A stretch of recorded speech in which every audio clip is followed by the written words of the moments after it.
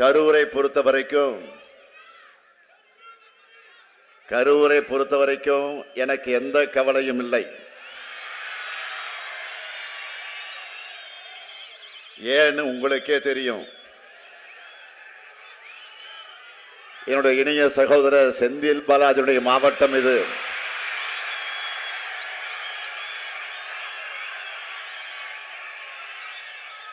நிச்சயம் 100% வெற்றி உறுதி.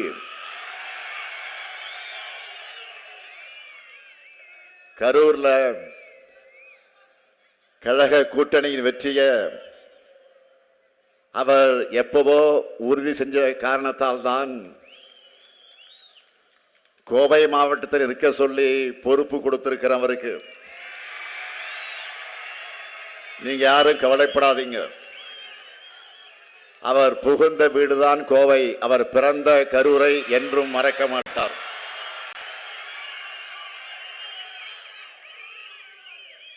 அது மட்டுமல்ல, பல சோதனைகளை தாண்டி சாதனை படைப்பவர் நம்முடைய செந்தில் பாலாஜி அவர்கள். இந்த முறை கரூர் கோவை ரெண்டுமே நம் வசம்தான். ஏன், தமிழ்நாடு மொத்தமும் நாம தான். மதச்சார்பற்ற முற்போக்கு கூட்டணி 200 தொகுதிகளுக்கு குறையாத வெற்றி பெறப் போகுது. சாதிக்க நான் ரெடி, நீங்க ரெடியா? சாதிக்க நான் ரெடி, நீங்க ரெடியா? நான் ரெடி, நீங்க ரெடியா? மகிழ்ச்சி. 10 ஆண்டு காலமா தமிழ்நாட்டை இருளுக்குள்ள தள்ளி வளர்ச்சியை நாசப்படுத்தி உரிமைகளை அடகு வச்சு அதிமுக ஆட்சியை நாம் அகற்றி 2021 புதிய விடியலாம் திராவிட மாடல் ஆட்சியை அமைச்சோம். தமிழ்நாட்டு வரலாற்றில் இல்லாத அளவுக்கு மட்டுமல்ல, எந்த ஒரு மாநில அரசும் இந்த அளவுக்கு சாதனைகளை செய்ய முடியாதுன்னு கம்பீரமாக நெஞ்சு நிமிர்த்தி சொல்லக்கூடிய அளவுக்கு ஏராளமான திட்டங்களை திராவிட மாடல் ஆட்சியில செஞ்சிருக்கோம். நம்மோட திராவிட மாடல் ஆட்சியில இந்த கரூருக்கு மட்டும் நம்முடைய செந்தில் பாலாஜி குறிப்பிட்டதை போல 5000 கோடி ரூபாய் அளவுக்கான திட்டங்களை செஞ்சிருக்கிறோம்.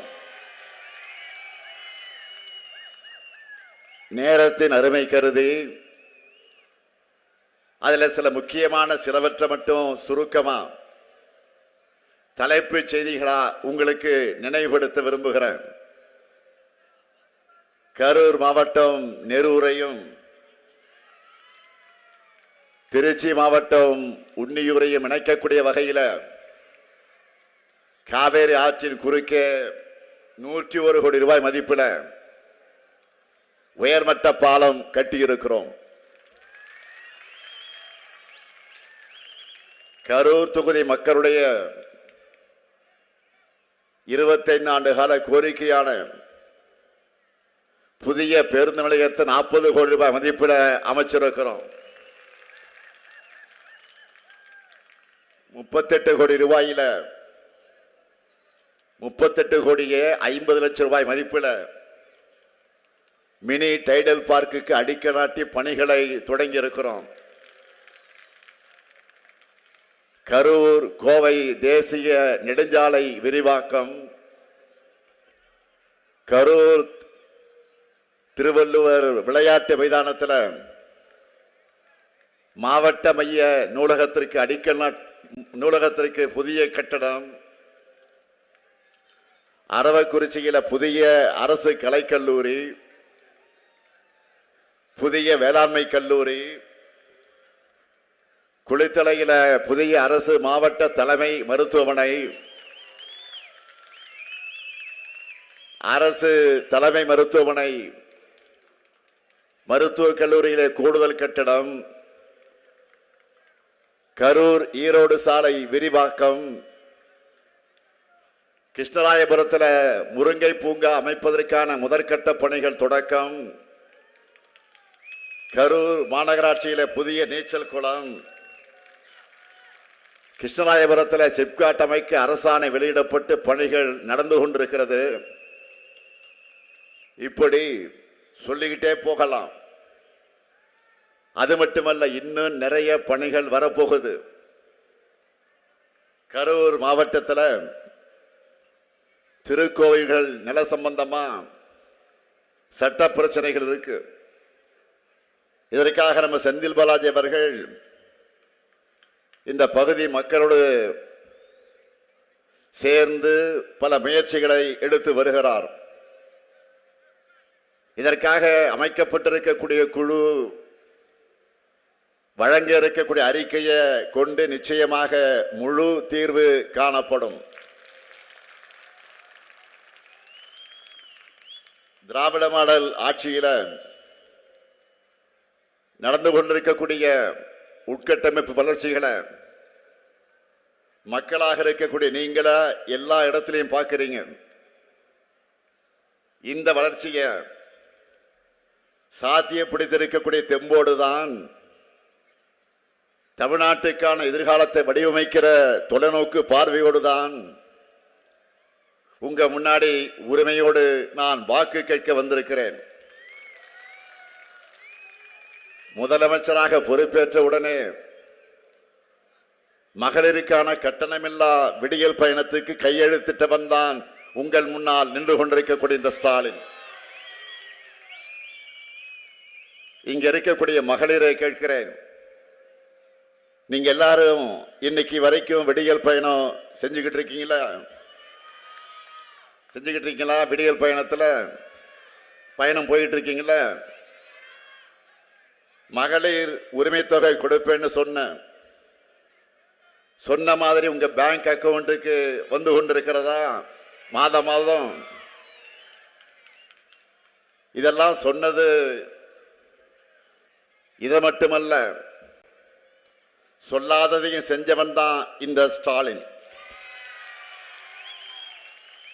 நம்ம தமிழ்நாட்டு பிள்ளைங்கள்லாம் நம்மோட எதிர்காலம் மட்டுமல்ல, தமிழ்நாட்டுடைய எதிர்காலம், நாட்டோட எதிர்காலம். அதுக்காகத்தான் பள்ளி மாணவர்களுக்கு சூடான சுவையான உணவை கொடுப்பதற்காக காலை உணவு திட்டத்தை கொண்டு வந்தேன். நம்ம குழந்தைகள் இப்போ வயிறார சாப்பிட்டு நல்லா படிக்கிறாங்களா? சொல்லுங்கம்மா, நல்லா படிக்கிறாங்களா? நம்ம தமிழ்நாட்டு இளைஞர்கள் எந்த போட்டி தேர்வானாலும் டாப்ல வரணும், உயரத்துக்கு வரணும். எந்த இன்டர்வியூக்கு போனாலும் உடனே செலக்ட் ஆகணும்னு நினைச்சேன். அதுக்கான திட்டம் தான் நான் முதல்வன் திட்டம். இதனால இன்னைக்கு IAS IPS செலக்ட் ஆகிறவங்க எண்ணிக்கை அதிகமாக இருக்கு. அடுத்து கல்லூரி கனவுக்கு காசு தடையாக இருக்கக்கூடாதுன்னு நினைச்சேன். அதுக்காக கொண்டு வந்ததுதான் மாதம் 1000 ரூபாய் வழங்கக்கூடிய புதுமை பெண் திட்டமும் தமிழ் புதல்வன் திட்டமும். நம்ம ஊர்ல தை பிறந்தா வழி பிறக்கும்னு சொல்லுவாங்க. அதனாலதான் தமிழர் திருநாளாக இருக்கக்கூடிய பொங்கலுக்கு 3000 ரூபாய் கொடுத்தோம். இதுக்கெல்லாம் முத்தாய்ப்பாக ஒரு திட்டத்தை அதிரடியாக செஞ்சேன். அதிலையும் குறிப்பா அதிமுக பாஜக போட்ட சூழ்ச்சிகளை முறியடிக்க அதை செஞ்சேன். அதுதான் போன மாசம் மகளிர் உரிமை தொகையாகவும் கோடைக்கால சிறப்பு நிதியாகவும் உங்க அக்கவுண்ட்டுக்கு வந்த 5000 ரூபாய். 5000 வந்துச்சா? 10 ஆண்டு கால அதிமுக ஆட்சியில அரசு ஊழியர்களுக்கு வஞ்சனை செஞ்சாங்க. அவங்க சம்பளம் வாங்கறத கூட கிண்டல் செஞ்சு பழனிசாமியே பேசினாரு. ஆனா நான் முதலமைச்சரான உடனே முறையாக ஒரு குழு அமைச்சேன், ஒரு கமிட்டி அமைச்சேன். அரசு ஊழியர்கள் ஏறக்குறை 22 ஆண்டுகளாக கேட்டுக்கிட்டு இருக்கக்கூடிய கோரிக்கையை ஒரே கையெழுத்துல நிறைவேற்றியவன் தான் இந்த ஸ்டாலின். அன்றைக்கு அரசு ஊழியர்கள் என்னை கோட்டையில சந்திச்சு தம்முடைய மகிழ்ச்சியை தெரிவித்த காட்சி தமிழ்நாட்டு வரலாற்றில் யாரும் பார்த்திராத காட்சி. இப்படி ஒரு பக்கம் சாதனைகள், இன்னொரு பக்கம் புதிய புதிய மக்கள் நல திட்டங்கள். இதுதான் திராவிட மாடல். இந்த திராவிட மாடல் ஆட்சியில சாதி கலவரம் இல்ல, மத கலவரம் இல்ல, கும்பல் வன்முறை இல்ல, தொடர் வன்முறைகள் இல்ல. தமிழ்நாடு அமைதியாக இருக்கு, மக்கள் நிம்மதியாக இருக்காங்க. இதை பார்த்து அதிமுகவும் பாஜகவும் தான் டென்ஷனாக இருக்காங்க. ஏன்னா இந்த அமைதியை கெடுக்க அவங்க பரப்பக்கூடிய பொய் செய்திகள் எல்லாம் புஸ்வானமாக ஆயிடுச்சு. அவங்களுடைய சதி திட்டங்கள் எல்லாம் சந்தி சிரிச்சிடுச்சு. அவங்களுடைய அவதூறு பிரச்சாரங்கள் எல்லாம் தவிடுபடி ஆகிச்சு. எல்லாத்துக்கும் காரணம் இந்த தனிப்பட்ட ஸ்டாலின் அல்ல, இந்த ஸ்டாலினுக்கு பக்கபலமாக இருக்கக்கூடிய நீங்க தான் அதற்கு காரணம். தமிழ்நாட்டு மக்களான நீங்க என்னோட இருக்கிற வரைக்கும் டபுள் இன்ஜின் டப்பான் இன்ஜின் என்று யாரும் தமிழ்நாட்டை சீரழிக்க உள்ளே வர முடியாது. அதை தடுத்து நிறுத்தி தமிழ்நாட்டோட வளர்ச்சி பயணத்தை சூப்பர் ஃபாஸ்டா தொடரத்தான் திராவிட மாடலுக்கான சூப்பர் ஸ்டார் களத்துக்கு வந்திருக்கிறார். அதுதான் என்டிஏவோட தூக்கத்தை கெடுத்து பழனிசாமிக்கு பதட்டத்தை கொடுத்திருக்கக்கூடிய இந்த தேர்தல் அறிக்கை. இதுதான் சூப்பர் ஸ்டார். அதுல நான் சொல்லி இருக்கக்கூடிய அறிவிப்புகளை எல்லாம் நீங்க செய்திகளாக பார்த்திருப்பீங்க, டிவியிலையும் கேட்டிருப்பீங்க. ஹைலைட்டா பெரும் வரவேற்பை பெற்றிருக்கக்கூடிய சில முத்தான வாக்குறுதிகளை மட்டும் நான் சொல்ல போறேன். மாதந்தோறும் 1000 ரூபாய் மகளிர் உரிமை தொகை என்பதை டபுள் மடங்காக இனி 2000 ரூபாயாக உயர்த்தி வழங்க போறோம். என்ன மகிழ்ச்சி தானே? மகிழ்ச்சி தானே? சொல்லுங்கம்மா. புதுமை பெண் தமிழ் புதல் திட்டத்தில் கல்லூரிக்கு போற மாணவர்களுக்கு இப்ப மாதந்தோறும் 1000 ரூபாய் வழங்கிட்டு வரோம். இனி அது 1500 ரூபாயாக உயர்த்தி வழங்கப்படும். அதேபோல் காலை உணவு திட்டத்தை 8ஆம் வகுப்பு வரை விரிவுபடுத்த போறோம். ஏற்கனவே 5ஆம் வகுப்பு வரை இருந்துச்சு. மேலும் 15 லட்சம் மாணவர்கள் பயன்பெற போறாங்க. இன்னும் அதிகமான தாய்மார்கள் காலையிலே சீக்கிரம் எழுந்து சமையல் செய்கிற அந்த சுவையும் குறைய போகுது. இல்லத்தரசைகளுக்கு மகிழ்ச்சியை தரக்கூடிய இன்னொரு சூப்பர் டூப்பர் வாக்குறுதியும் கொடுத்திருக்கிறோம். இல்லத்தரசைகள் தன்னுடைய வீட்டுக்கு தேவையான washing machine, fridge, TV, grinder, mixie, microwave அவன், மின் அடுப்பு, இது போன்ற வீட்டு உபயோக பொருட்களை புதுசா வாங்கவும் அல்லது ஏற்கனவே பயன்படுத்தி வர இத்தகைய பொருட்களை கொடுத்துட்டு அதுக்கு பதிலா வேற வாங்கிக் கொள்ளவும் இல்லத்தரசு என்ற புதிய திட்டம் செயல்படுத்தப்படும். அதுவும் நீங்க வசிக்கிற பகுதிகளில் இருக்கக்கூடிய உங்களுக்கு பிடிச்ச கடைகள்லயே உங்களுக்கு பிடிச்ச கம்பெனி உங்களுக்கு பிடிச்ச மாடலா பார்த்து இந்த பொருட்களை நீங்கள் வாங்கிக்கலாம். இதுக்காக ஒவ்வொரு குடும்பத்துக்கும் 8000. ஆக ஒவ்வொரு குடும்பத்துக்கு தலா 8000 ரூபாய் மதிப்பிலான கூப்பனை கொடுத்துடுவோம். இன்னைக்கு தமிழ்நாடு முழுக்க இந்த திட்டத்தை பத்தி தான் ஒரே பேச்சா இருக்கு. நம்ம பெண்கள் ஒரு சேலை வாங்கினா கூட அவங்களுக்கு பிடிச்ச கடையில், அவங்களுக்கு பிடிச்ச டிசைன்ல, அவங்களுக்கு பிடிச்ச கலர்ல வாங்கணும்னு நினைப்பாங்க. அதை மனசுல வச்சுதான் இந்த திட்டத்தை உருவாக்கி இருக்கிறோம். இல்லத்தரசி திட்டத்தில் என்ன வாங்கணும், எப்படி வாங்கணும், எல்லாமே உங்க சாய்ஸ் தான். அதே போல உலகுக்கு உணவளிக்கக்கூடிய உழவர்களை மகிழ்விப்பதற்காக ஒரு மாபெரும் அறிவிப்பை வெளியிட்டிருக்கிறோம். இலவச மின்சாரம் பெறக்கூடிய 20 லட்சத்திற்கும் மேற்பட்ட விவசாயிகளுக்கு எந்தவித மீட்டரும் பொருத்தப்படாத நவீன மின்சார பம்பு செட்டுகள் வழங்கப்படும். எல்லாரும் பழைய பம்பு செட்டு வச்சிருப்பீங்க. சிலது அடிக்கடி ரிப்பேர் ஆகும். அதிக விலை கொடுத்து வாங்க முடியாத நிலையில் இருப்பீங்க. அதை நம்ம திராவிட மாடல் ஆட்சியில் அரசே இனி வாங்கி தரும். நெல் கொள்முதல் விலை குவிண்டால் ஒன்றுக்கு 3500 ரூபாயாக உயர்த்தி வழங்கப்படும். கரும்பு கொள்முதல் விலை டன் ஒன்றுக்கு 4500 ரூபாயாக உயர்த்தி வழங்கப்படும். பால் கொள்முதல் விலை லிட்டர் ஒன்றுக்கு 5 ரூபாய் உயர்த்தி வழங்கப்படும். முதியோர் உதவி தொகை இனி மாசம் 2000 ரூபாயாக உயர்த்தி வழங்கப்படும். மாற்றுத்திறனாளிகளுக்கான உதவித்தொகை 2500 ரூபாயாக உயர்த்தி வழங்கப்படும். இன்னும் இருக்கு, மீன்பிடி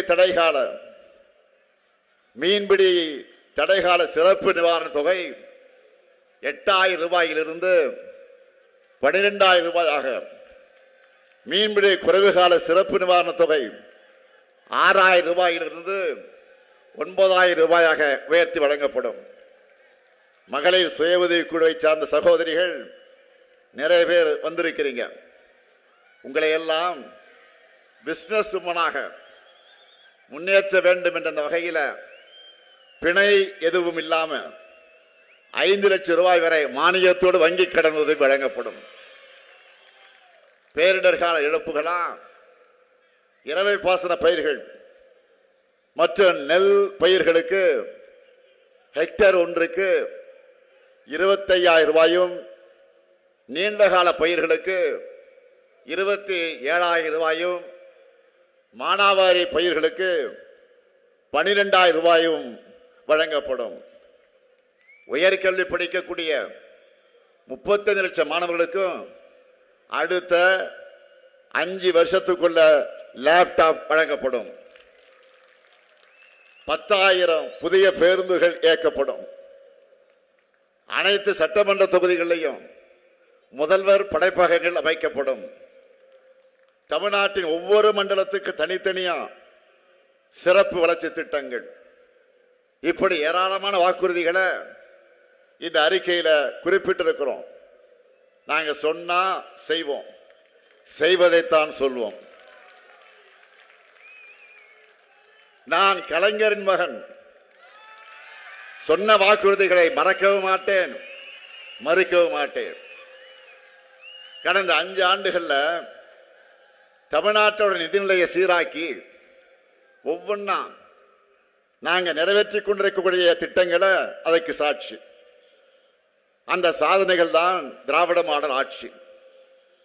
ஆனா மக்களுக்கு வேதனைகளும் சோதனைகளும் தந்ததுதான் கடந்த அதிமுக ஆட்சி. அதிமுகவுக்கு போட்டி போட்டு தமிழ்நாட்டை வஞ்சிக்கிறது தான் இன்றைக்கு இருக்கக்கூடிய ஒன்றிய பாஜக ஆட்சி. எம்பி எலெக்ஷன்ல ஒரு சீட் கூட வெற்றி பெற வைக்கலையே என்ற விரக்தியில இன்றைக்கு வரைக்கும் தமிழ்நாட்டை பழிவாங்கிட்டு இருக்கிறது தான் பாஜக ஆட்சி. இப்படிப்பட்ட தமிழ்நாட்டுக்கு விரோதமா இருக்கக்கூடிய கூட்டணிக்கு தக்க பாடம் புகட்டுவதற்கான நாள் தான் ஏப்ரல் 23. இந்த கரூர் மாவட்டத்துக்கு உட்பட்டிருக்கக்கூடிய வாக்காளர்கள் மட்டுமல்ல, தமிழ்நாட்டு வாக்காளர்களும் அடிமை அதிமுகவுக்கு ஆணவ பாஜகவுக்கும் பதிலடி கொடுக்கிற நாள் தான் ஏப்ரல் 23. அன்றைக்கு பழனிசாமியுடைய அமித்ஷா அதிமுக மட்டுமல்ல RSS இயக்குகிற பாஜகவை சேர்த்து விரட்டி அடிக்க முடிவு பண்ணிட்டாங்க.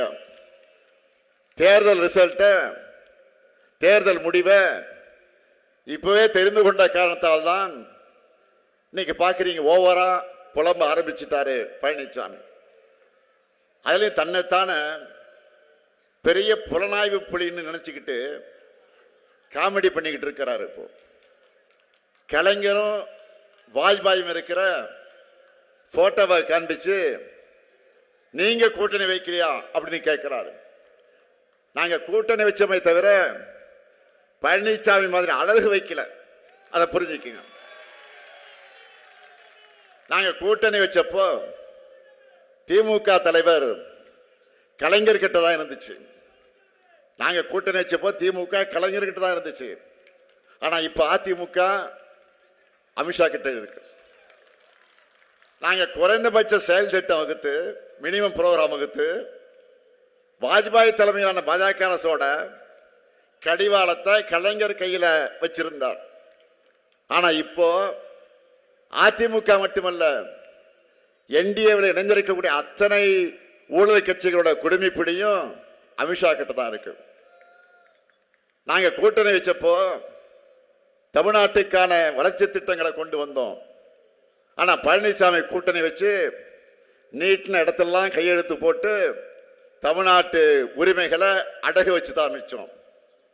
இந்த லட்சணத்தில் ஊருக்கே தெரிஞ்ச நியூஸ அந்த போட்டோவை கொண்டு வந்து இம்சை அரசன் 23ஆம் புலிகேசி படத்தில் சொல்ற மாதிரி மணிக்கு ஒரு முறை தான் ஒரு மங்கினி என்பதை நிரூபிச்சிட்டு இருக்கிறார். அது மட்டுமல்ல, பெயர்களுக்காவது திராவிட கட்சியாக இருந்த அதிமுகவை மொத்த அழிவு பாதையில் அழைச்சிக்கிட்டு போற பழனிசாமி நம்மை பார்த்து இதுக்குதான் இந்த தேர்தல் தான் கடைசி தேர்தல் என்று சொல்லி இருக்கிறார். வழக்கமாக அமாவாசையை பார்த்து ஆரிடம் சொல்ற பழனிசாமி இந்த முறை தவறான வருடத்தை சொல்லி இருக்கிறார். சகோதரர் முன்னாள் முதலமைச்சர் OPS தொடங்கி அம்மையார் சசிகலா வரைக்கும் துரோகங்களை செஞ்சு முதுகலை குத்தின பழனிசாமி இன்றைக்கு அதிமுகவை கைப்பற்றி பாஜகவுக்கு வாடகைக்கு விட்டுட்டு ஏகத்தலமா பேசிக்கிட்டு இருக்கிறார். தன்னிலை உணராம ஆணவத்தில் ஆடுனா என்ன நிலைமைன்னு பழனிசாமி இன்னும் உணரவே இல்லை. அதிமுகவை நான் உடைக்க நினைச்சேன்னு அபாண்டமா பேசியிருக்கிறார். அதிமுகவுக்கு வாய்ச்ச அழிவு சக்தியான பழனிசாமி தலைமை பண்பும் அடக்கமும் இல்லாம சொந்த கட்சியினரே துரத்தி விட்டுட்டு சந்தர்ப்பத்துக்காக கூட்டணி கட்சிகளுக்கு கூட துரோகங்கள் செஞ்ச பழனிசாமி இப்படி பேசாமல் இருந்தால் ஆச்சரியப்படணும். அதிமுகவில் இருந்து விலகினவங்க இன்றைக்கு தாய் கழகமான திராவிட முன்னேற்ற கழகத்துக்கு வர்றதை பார்த்து வயிறெறிஞ்சு இப்படி பேசியிருக்கிறார். திமுகவிலிருந்து பிரிஞ்சதுதான் அதிமுக. திராவிட இயக்க உணர்வில் இருந்து விலகி அந்த இயக்கத்தை தவறான பாதையில பழனிசாமி கொண்டு போகும்போது பலரும் விலகுறாங்க, நம்முடைய தாய் கழகத்திற்கு திரும்புறாங்க. இதுல தவறு இல்லையே. வழி தவறி போய் நாட்டுக்கும் நாட்டு மக்களுக்கும் துரோகம் செய்வதுதான் ஏற்றுக்க முடியாது. இதெல்லாம் பாஜகவுடைய பாதமே சரணாகதின்னு இருக்கிற பழனிசாமிக்கு புரியாது.